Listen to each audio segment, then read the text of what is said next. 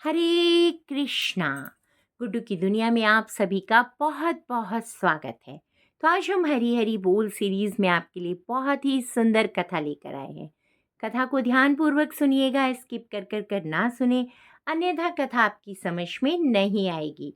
तो कथा प्रारंभ करते हैं। कथा का शीर्षक है प्रेम से भरी ओढ़नी।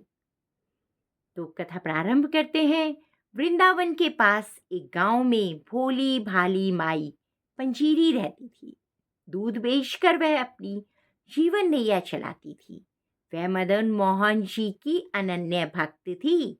ठाकुर मदन मोहन लाल भी उससे बहुत प्रसन्न रहते थे। वे उसे स्वप्न में दर्शन देते और उससे कभी भी कुछ भी खाने को मांगते। कभी कुछ मांगते, कभी कुछ। पंजीरी उसी दिन ही उन्हें वह चीज बनाकर भेंट करती। वह उनकी दूध की सेवा नित्य किया करती थी। सबसे पहले उनके लिए प्रसाद निकालती, रोज उनके दर्शन करने जाती और दूध दे जाती। भगवान जी के लिए, मदन मोहन लाल जी के लिए दूध लेकर जाती थी। लेकिन गरीब पंजीरी को चढ़ावे के बाद बचे दूध से इतने पैसे नहीं मिलते थे कि 2 वक्त का खाना भी खा पाए। अतः कभी मंदिर जाते समय यमुना जी से थोड़ा सा जल दूध में मिला लेती, फिर लौटकर अपने प्रभु की आराधना में मस्त होकर बाकी समय अपनी कुटिया में बाल गोपाल के भजन कीर्तन करके बिताती। कृष्ण सदैव, कृष्ण कन्हैया तो अपने भक्तों की टोह में ही रहते हैं, नित्य नई लीला करते रहते हैं। एक दिन पंजीरी के सुंदर जीवन क्रम में भी रोड़ा आ गया। जल के साथ साथ एक छोटी सी मछली भी दूध में आ गई और मदन मोहन लाल जी के चढ़ावे में चली गई। अब तो दूसरे ही पहर क्या हुआ, जब उसके मदन मोहन जी के चढ़ावे में वह मछली चली गई, पुजारी जी ने देखा और बुढ़िया माई को धक्के देकर मंदिर से निकाल दिया और उनका बहुत ही अपमान किया। दूसरे पहर जो आंख लगी कि ठाकुर जी मदन मोहन लाल जी को सम्मुख खड़ा पाया, उदास होकर जब वो घर आ गई और कुटिया में लेट गई और उसकी आंख लग गई। ठाकुर जी बोले, मैया मुझे भूखा मारोगी क्या? गोस्वाई की बात मानकर रूठ गई। जब गोस्वाई जी ने मैया को डांट दिया तो पंजीरी मैया मंदिर नहीं गई और लाला के लिए दूध भी नहीं लेकर गई। तो लाला स्वयं स्वप्न में आ गए और बोले, मैया क्या मुझे भूखा मारोगी?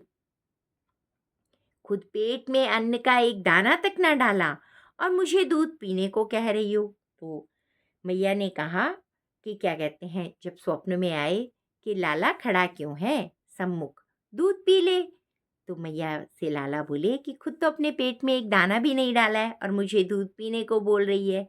मैंने तो आज तेरे घर आकर दूध पी लिया, अब तू भी अपना व्रत तोड़ कर कुछ खा पी ले और देख, मैं रोज तेरे दूध की प्रतीक्षा में व्याकुल रहता हूँ, मुझे उसी से तृप्ति मिलती है। अपना नियम कभी मत तोड़ना। गोस्वाई भी अब तेरे को कुछ नहीं कहेंगे। दूध में पानी मिलाती हो तो क्या हुआ, उससे तो दूध जल्दी हजम हो जाता है। अब उठो और भोजन करो। पंजीरी हड़बड़ाहट कर उठी, देखा कि बालक तो कुटिया में कहीं है ही नहीं। सचमुच लाला ही कुटिया में पधारे थी। पंजीरी का रोम रोम हर्षोल्लास का सागर बन गया। झटपट 2 टिक्कड़ बनाए और मदन मोहन जी को भोग लगाकर आनंद पूर्वक खाने लगी। उसकी आंखों से अश्रुधारा बह रही थी। थोड़ी देर में सवेरा हो गया। पंजीरी ने देखा कि ठाकुर जी उसकी ओढ़नी ले गए और अपना पीताम्बर कुटिया में छोड़ गए। इधर मंदिर के पट खुलते ही गोस्वाई जी ने ठाकुर जी को देखा तो क्या पाया, प्रभु एक फटी पुरानी सी ओढ़नी ओढ़े आनंद के सागर में डूबे हुए हैं। उसने सोचा कि प्रभु ने अवश्य ही फिर कोई नई लीला की है, लेकिन रहस्य उसकी समझ में नहीं आया था। लीला उद्घाटन मतलब पंजीरी और फिर से दूध लेकर आ गईं और ठाकुर जी का पीताम्बर लेकर मंदिर के द्वार पर पहुंची और बोली, गोस्वाई जी, देखो तो लल्ला को पीताम्बर मेरे घर ही छोड़ आए और मेरी फटी पुरानी ओढ़नी ले आए। कल सवेरे आपने मुझे भगा दिया था, लेकिन भूखा प्यासा मेरा लल्ला दूध के लिए मेरी कुटिया पर आ गया।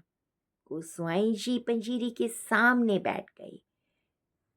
भक्त और भगवान के बीच मैंने क्या कर डाला? भक्ति बंधन को ठेस पहुंचाकर मैंने कितना बड़ा अपराध कर डाला। माई, मुझे क्षमा कर दो। पुजारी जी बोले। पंजीरी बोली, गोस्वाई जी, देखी तुमने लाला की चतुराई, अपना पीताम्बर मेरी कुटिया में जानबूझकर छोड़ दिया, मेरी फटी चीथड़ी ओढ़नी उठा लाए। भक्तों के सम्मान की रक्षा करना तो इनकी पुरानी आदत है। तो देखा भक्तों आपने कैसे पंजीरी माई की के स्वाभिमान को, सम्मान को वापस लौटाया ठाकुर जी ने। ठाकुर जी धीरे धीरे मुस्कुरा रहे थे और मैया, तू क्या जाने, तेरे प्रेम से भरी ओढ़नी ओढ़ने में जो सुख है वो पीताम्बर में कहाँ। और बोल मंद मंद मुस्कुराते हुए बोल रहे थे, राधे राधे भक्तों। ऐसी सुंदर मनोहर कथाएं आप लोगों को सुनाकर और खुद भी मनन करके मन भाव विभोर हो जाता है। आप सभी के जीवन में मंगल कार्य होते रहें और सभी को बूढ़ी माई की तरह ठाकुर जी इसी तरीके से प्रेम पूर्वक दर्शन देते रहें। ऐसी कामना के साथ हम कथा को यहीं विराम देते हैं और मैं आप सभी से प्रार्थना करूंगी कि कथा को आपस अपने भक्त मित्रगणों को भी शेयर किया कीजिए, उन्हें भी कथा का लाभ उठाने दीजिए और सभी को आशीर्वाद प्राप्त हो और हम में भी आप सभी का प्रेम इसी तरह मिलता रहे।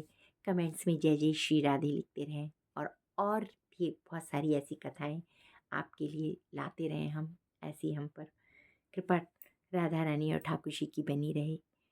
जय जय श्री राधे, जय श्री ठाकुर जी महाराज, आपकी सदा ही जय हो।